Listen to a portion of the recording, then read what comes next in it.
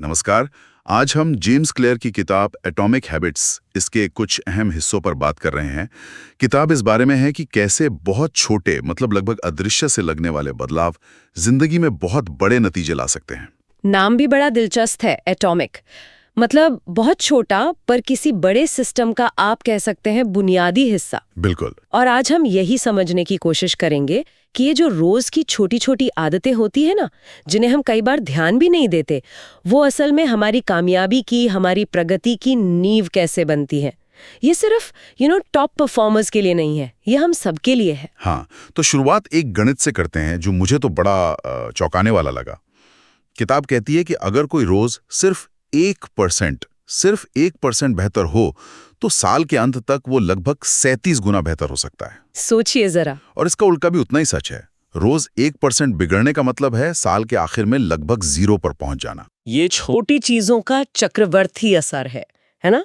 जैसे वो British cycling team वाला उदाहरण है, बड़ा मशहूर है। हाँ, बिल्कुल। उन्होंने हर छोटी चीज, मतलब साइकिल की सीट, टायर की ग्रिप, यहाँ तक कि वो कौन सा तेल इस्तेमाल करते थे मसाज के लिए, हर चीज में बस 1% सुधार किया और नतीजे कमाल के। और ये दिखाता है कि सिर्फ नतीजों पर फोकस करना काफी नहीं है, जरूरी है कि आप सही दिशा में लगातार चल रहे हो।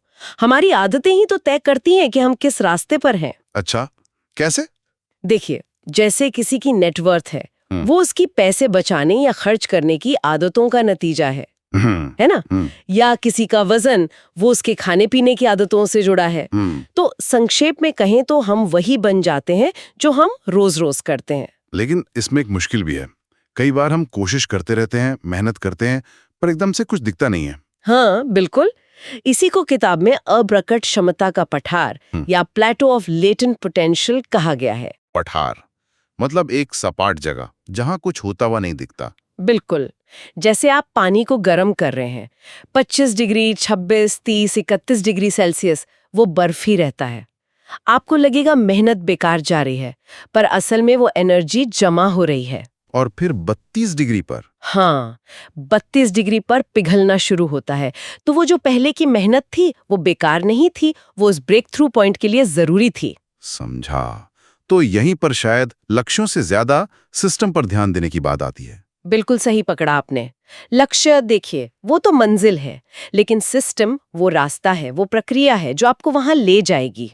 जैसे मान लीजिए कमरा गंदा है, लक्ष्य है कमरा साफ करना। आपने कर दिया, एक बार का काम। लेकिन अगर रोज 5 मिनट उठाकर चीजें सही जगह रखने की आदत नहीं डाली, मतलब सिस्टम नहीं बनाया, तो कमरा तो फिर गंदा हो जाएगा। सही बात है। लक्ष्य हासिल करना एक पल की बात है, लेकिन सिस्टम बनाए रखना लगातार चलने वाली चीज है। पहला है संकेत या क्यू, मतलब कोई ट्रिगर। ओके। दूसरा है लालसा या क्रेविंग, उस इनाम की इच्छा जो आदत पूरी करने से मिलेगी।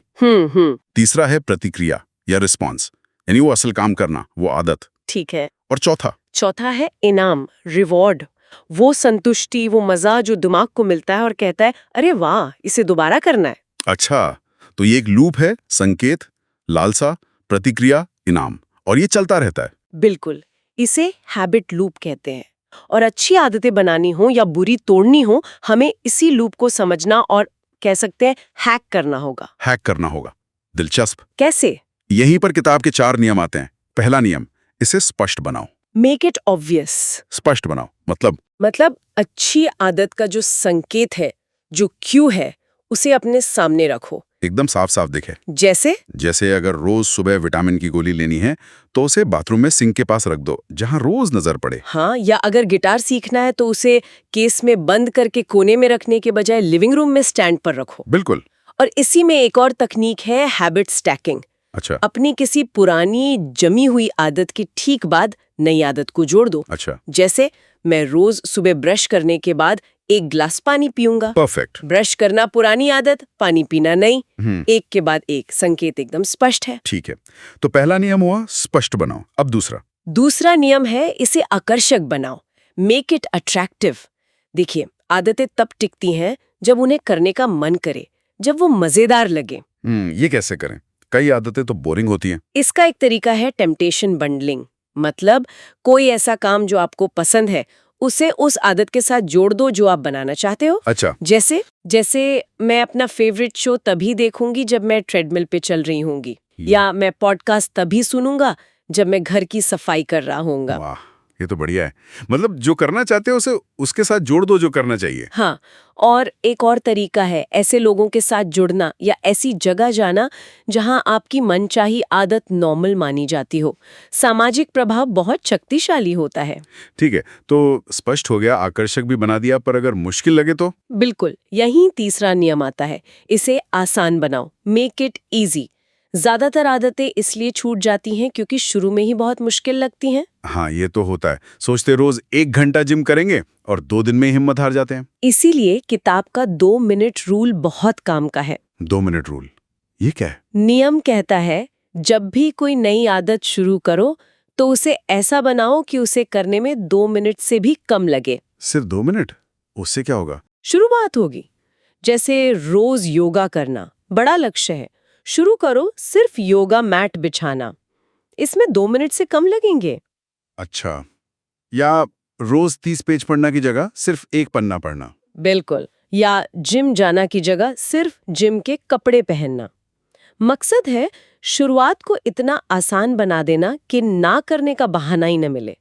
एक बार शुरू कर दिया तो आगे बढ़ना आसान हो जाता है। ये तो कमाल का नियम है। मतलब घर्षण कम करना है। एकदम। और अब चौथा नियम, जो शायद सबसे जरूरी है इसे टिकाऊ बनाने के लिए। वो क्या है? चौथा नियम, इसे संतोषजनक बनाओ, मेक इट सैटिस्फाइंग। इंसान या कोई भी जीव उसी व्यवहार को दोहराता है जिससे उसे संतुष्टि मिलती है, मजा आता है। लेकिन अच्छी आदतों का फायदा तो अक्सर बाद में मिलता है, जैसे सेहत या पैसा। तुरंत कैसे संतोष मिलेगा? सही सवाल है। यहीं पर हमें थोड़ा क्रिएटिव होना पड़ता है। हमें तुरंत संतुष्टि का कोई तरीका ढूंढना होगा, जैसे हैबिट ट्रैकर का इस्तेमाल करना। कैलेंडर पर हर रोज आदत पूरी करने के बाद एक बड़ा सा एक्स लगाना। इससे क्या होता है? इससे आपको अपनी प्रोग्रेस दिखती है। वो लगातार एक्स की लाइन देखना, वो अपने आप में एक इनाम है। वो एक विजुअल प्रूफ है कि आप सही रास्ते पर हैं। अच्छा, वो चेन बन जाती है एक्स की, और फिर मन करता है कि ये चेन टूटे नहीं। एग्जैक्टली। कोशिश यही करनी है कि चेन न टूटे। ये भावना कि मैंने आज भी कर लिया, ये अपने आप में संतोषजनक है। लेकिन कभी तो चेन टूट सकती है ना, कोई बीमार हो गया या कोई और वजह हो गई, आदत छूट गई तो? हाँ, और ये बिल्कुल नॉर्मल है। कोई भी परफेक्ट नहीं होता। यहाँ एक सिंपल सा नियम याद रखना है, नेवर मिस ट्वाइस, यानी कभी भी लगातार 2 बार मत चूको। अच्छा, मतलब एक दिन मिस हो गया तो कोई बात नहीं। हाँ, एक दिन चलता है, जिंदगी है, उतार चढ़ाव आते हैं, लेकिन जरूरी ये है कि अगले दिन आप तुरंत वापस ट्रैक पर आ जाओ। ये नहीं कि अरे अब तो छूट ही गया, अब क्या फायदा। बिल्कुल नहीं।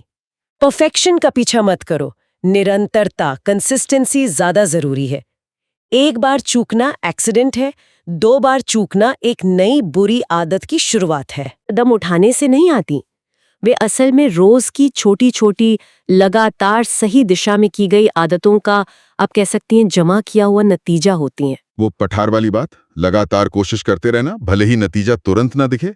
हाँ, क्योंकि वो मेहनत जमा हो रही है, और जब वो क्रिटिकल पॉइंट आता है तो बदलाव दिखता है और वो टिकाऊ होता है। तो आज की इस बातचीत से जो बात सबसे ज्यादा सोचने पर मजबूर करती है वो ये है कि क्या हम सिर्फ दूर के बड़े बड़े लक्ष्यों को ही देख रहे हैं, या हम उन छोटी रोजमर्रा की प्रक्रियाओं पर, उन नन्ही एटॉमिक हैबिट्स पर भी ध्यान दे रहे हैं जो असल में हमें उन लक्ष्यों तक ले जाएंगी। शायद असली जादू बड़े सपनों में उतना नहीं जितना रोज के छोटे सही कदमों में है। बिल्कुल सही कहा।